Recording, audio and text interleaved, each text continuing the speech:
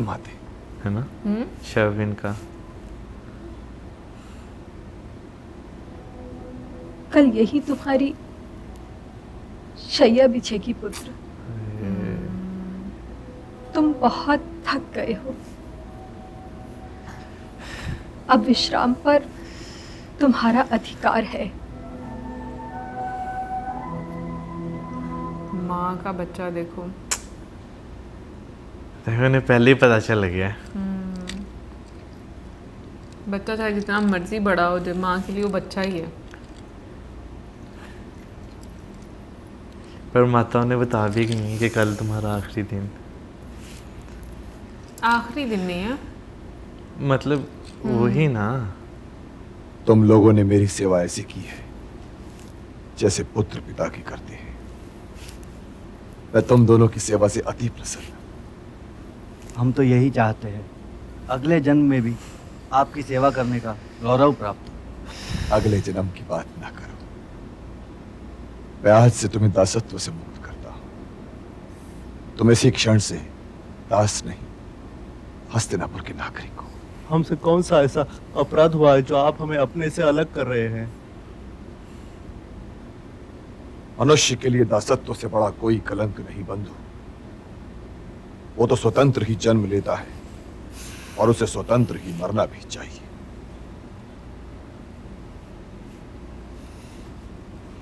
गुलामी।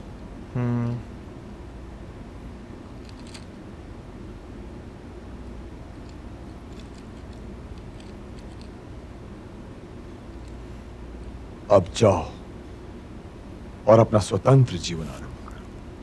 किंतु जब आप सूर्यास्त के पश्चात लौटेंगे तो आपके शस्त्र अस्त्र कौन उतरवाएगा? आपके लिए धोया हुआ वस्त्र कौन लाएगा? मेरी चिंता न करो नागरिक। है ना। अब जाओ। है ना। पहली बार, ये बड़ी मुझे देर बाद ये एकांत इतना की खुश।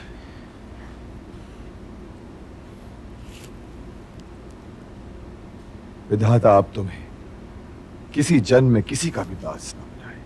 मुक्त करे दासत्व से इत्मीनान खुशी चेहरे पे नजर आ रही है।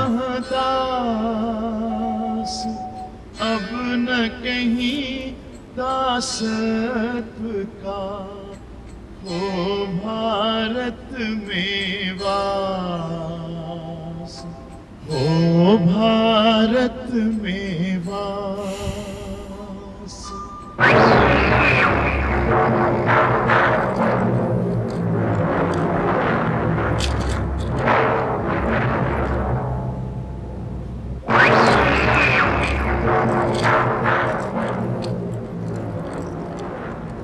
प्रणाम भ्राताश्री।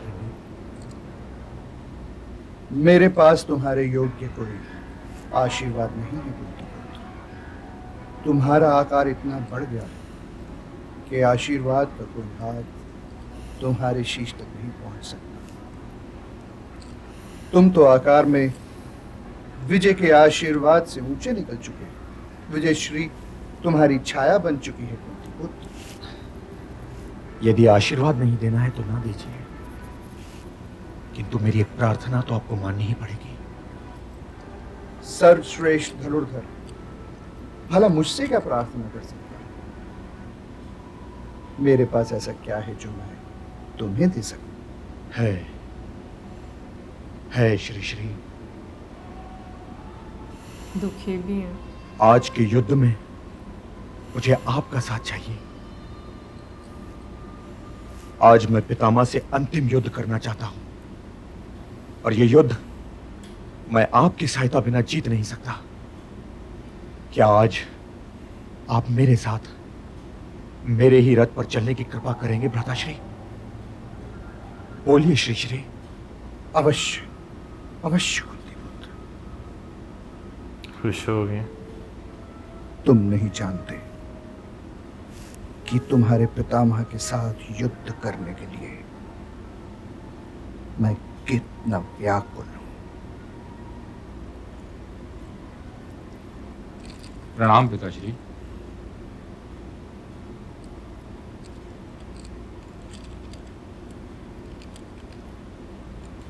आयुष्मान भव पुत्र, आयुष्मान भव। इस रणभूमि में आपके मुंह से विजयी भाव सुनने के लिए मेरे कान तरस गए हैं पिताश्री।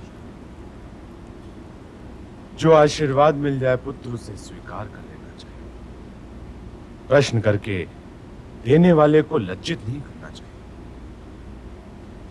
तुम क्या जानो, तुम जो मांग रहे हो वो देने वाले के पास है भी कि नहीं, और यदि है तो कदाचित वो देना नहीं चाहता, और यदि नहीं तो वो लज्जित हो। मांगने और देने वाले की अपनी अपनी मर्यादा होती है, अपनी अपनी मर्यादा होती है। किंतु आपका पुत्र होने के नाते मैं ये जानना चाहता हूं कि आपके पास ये आशीर्वाद है नहीं, या आप ये आशीर्वाद मुझे देना नहीं चाहते। पिता से प्रश्न कर रहे हो पुत्र? तो आज्ञा दीजिए कि मैं दुर्योधन का सर काट के आपके चरणों में डाल दूं। मुझसे उसके व्यंग सह नहीं जाते।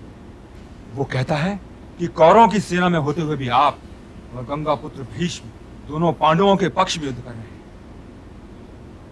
ये वो मुझसे भी कह चुका है पुत्र। दुर्योधन तो उस बालक की भांति है पुत्र, जो चंद्रमा और अंगारे में अंतर ही नहीं कर सकता है। उसके कहे पर ध्यान मत दो। ध्यान दूं कैसे नहीं पिताश्री, ध्यान दूं कैसे नहीं। जब वो कहता है तो कर्ण मुस्कुराता है और उसकी मुस्कान किसी कटार की भांति सीधी मेरे हृदय के आर पार हो जाती है। फिर इसे दोस्त नहीं दुर्योधन के? और इसीलिए मैं आज आपसे ये असभ्य प्रश्न कर रहा हूं। मुझे बताइए पिताश्री, मुझे बताइए कि आप किसके पक्ष में हैं? कदाचित मैं तुम्हारे पक्ष में हूं पुत्र, तुम्हारे पक्ष में, किंतु तुम मेरी और गंगा पुत्र की पीड़ा को नहीं समझ सकते।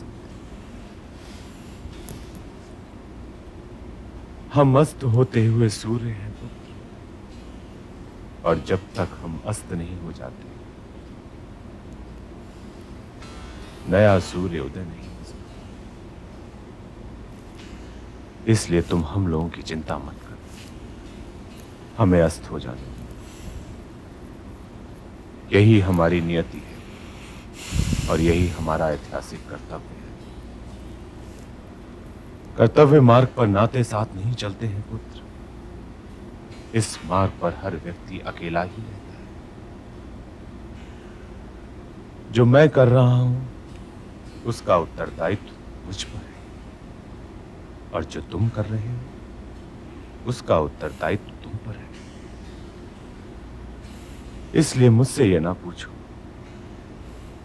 कि मैं विजयश्री का आशीर्वाद तुम्हें क्यों नहीं दे रहा हूं। जो आशीर्वाद दे रहा हूं उसे प्रणाम करके स्वीकार करो, और यदि ये युद्ध जीतना चाहते हो तो अपने बल पर जीतो, क्योंकि ये युद्ध आशीर्वादों के बल पर नहीं जीता जा सकता है, नहीं जीता जा सकता है। आचार्य द्रोण ने ये क्या कहा संजय? ठीक ही तो कहा महाराज। यदि कुरुक्षेत्र आप ही के कहने के अनुसार धर्म क्षेत्र है तो यह युद्ध आशीर्वादों का कवच पहन के नहीं जीता जा सकता। ऐसे लोग तो बहुत कम हैं महाराज जो आशीर्वाद की मर्यादा जानते हैं। आशीर्वाद देना भी बड़े दायित्व का कार्य है। स्वयं महारानी ने युवराज को विजयश्री का आशीर्वाद नहीं दिया। आशीर्वाद पूजा का प्रसाद नहीं है महाराज कि जो भी हाथ फैलाए बांट दो। उसी को दे दिया जाए। संजय, मैं देख रहा हूं कि तुम्हारे स्वर भी विद्रोही के स्वरों की भांति कड़वे होते जा रहे हैं संजय।